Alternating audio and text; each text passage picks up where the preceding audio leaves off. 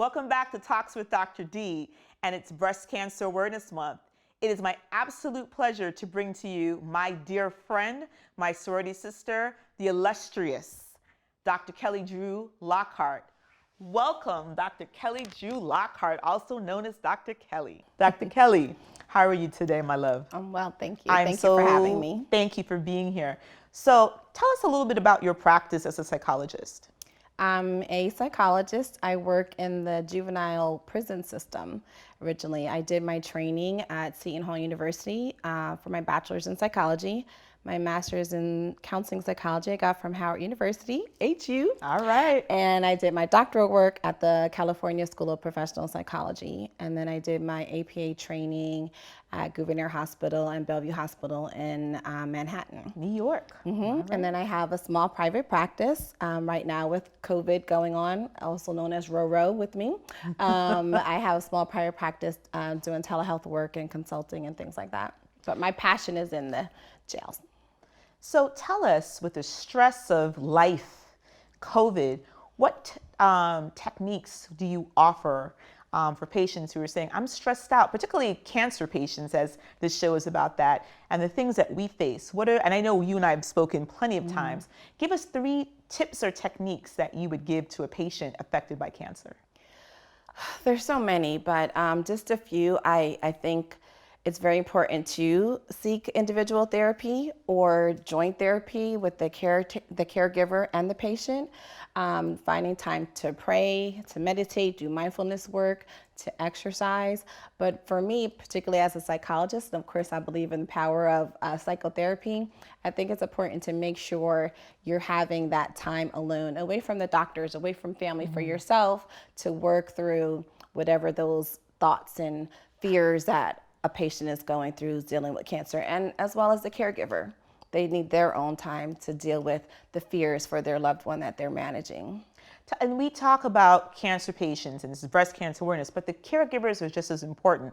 You know, it may be a brother, a mother, sister, cousin, loved one who is taking care of the patient who's affected by cancer. Sometimes people don't know what to say. Sometimes people say the wrong things. They don't say enough. What would you tell a caregiver in terms of managing their own personal stress going through this? I think it's really important for the caregiver to realize that even though their loved one has cancer, if they're not taking care of themselves, they're not going to be any use to their loved one. And so it's important for them, and there's studies that show that the cancer patient at the end of their journey often has better physical and mental health than the caregiver, because the caregiver is not focusing on themselves. They think that it's selfish if they do it. They feel guilt if they do it. They feel like I need to fix my loved one, and therefore I don't have time for myself. And so they have to take not just as much time to make sure they're exercising, they're eating right. Some of the things Dr. Mo said, they're being mindful about themselves, they're seeking therapy, and make sure that they're on top of themselves so that they can be strong for themselves and they can be strong for their loved one. And I think I want to just add the siblings. Sometimes there's a lot of young people. My younger sister went through Hodgkin's lymphoma when she was a teenager. And my younger brother, we kind of didn't realize, like, what is he going through? And he was helping, but also because the parents were so focused on the treatment. I remember coming home one day and I was like, how are you? And he just like collapsed in my arms. So you think, are they holding it together? Are they doing a good job? He was 14. And so they didn't forget him, but the focus was like, what are we doing for, my sister in this moment? And so he needed to be checked on as well. So we have to be mindful of, it's not just adults, but what are the little people going through if their loved one is dealing with breast cancer or any form of cancer. Absolutely. And even with, people having children, what do you tell patients if they have, children under 18, let's say, that they're the primary caregiver for? What do you tell those patients? What are the things that families should be doing? It's a time where families have to rally together. In terms of explaining, I think it has to be done definitely in age-appropriate levels for whichever age your children are. Reading, showing, but being really honest about what's happening, because children feel things and they see things and they have an understanding like something's wrong. And you definitely don't want to not talk about it. which a lot of people do. They think they're Absolutely. protecting, and then the kids are stressed out, so then their mental health goes down, and then they also may need a session or two. Exactly. So it's important to be open and honest, again, all age appropriate levels, but you don't just sweep it under the rug and think they're not going to know. Absolutely. And in terms of, you were talking about taking time for yourself. I journal.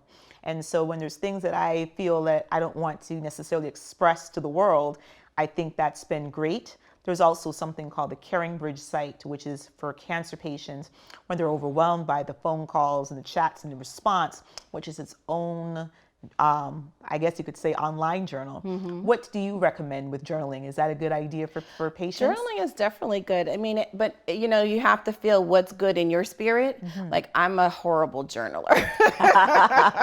I try it doesn't work for me. So you definitely have to find what's good and what works with your spirit and your personality. But it definitely is a way. I encourage my patients to journal, especially my boys in the jail, because they don't want to talk. I encourage them to express their feelings, and some of the journaling you can share. It may be a way to share with your loved one what you are going through, because it may not be easy for some people to verbally say it. So sometimes we think our journaling is just for us, but sometimes it's a way to take the opportunity to say, here, this is actually what I'm going through.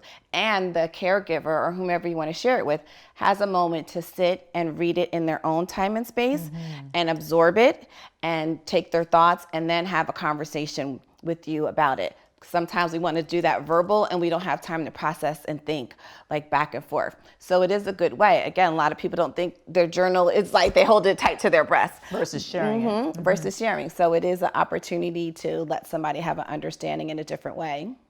And what if, since it's Breast Cancer Awareness Month, if you could give us a couple of parting thoughts that you think is important for people affected by breast cancer, their caregivers, and the wonderful people who support us, what are the things that you would say that are a couple of takeaways?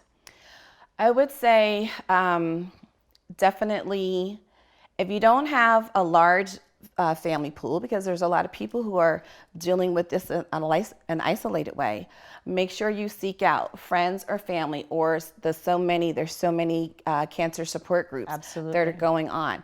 In this time of RoRo, you can do everything online. You can find the online support groups, and they actually have that, post and before RoRo too.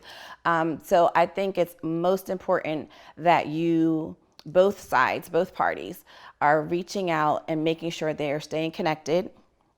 For me, Zoom. Zoom. I know we're sick of Zoom. Zoom. And prayer, the power of prayer, and seeking therapy, particularly for people of color. That's not something we're getting better at it, but it's not something we naturally do. And you can find a therapist of color. You can find groups that are of color, but if you're in an area where there aren't, you still should seek out someone. Doesn't mean someone can't help you, but if you prefer a Christian counselor, seek it out. But if you can't find someone, though they're out there, Psychology Today, Black Girls Meet, Black Girls Therapy, myself, Dr. Lockhart's Therapeutic Wellness Center. Yes, but make sure you're reaching out. Do not isolate yourself, because it's a family disease, really. Your family could be small and it could be big, but everyone needs that. Everyone is help. affected. Yeah. Yeah. Thank you so much, Dr. Keli, for joining us. This has been fabulous. I guess our takeaway message is self-care. Take care of yourself, seek therapy. We all need it, one day at a time. Thank you. Both sides. Patient and caregiver. Thank you so much for joining us. You're welcome. Thanks for having me. Thank you.